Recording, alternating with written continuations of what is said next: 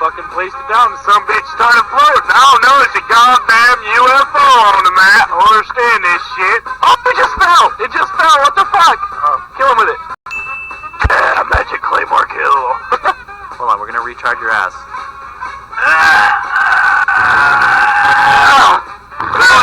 Push.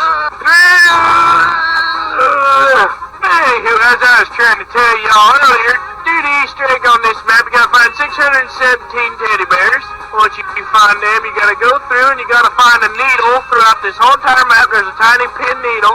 Once you find that, you're gonna stick it through the fucking eye of a saber-tooth tiger. You gotta figure out what the fuck that means. Translate it. You're gonna have to use a decryptor or something on the internet, probably. Once you stick that daggum needle through the eye of a saber-tooth tiger, you're gonna reach inside his bumhole, pull out a key.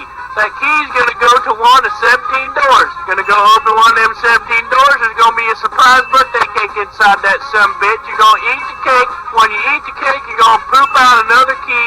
Take that key, gonna go over to the upgrade-a-majigger-jigger, the pack-a-pooch, or whatever it's called. You put something inside there, and bam, everybody wins the game. Ta-da! Easter egg.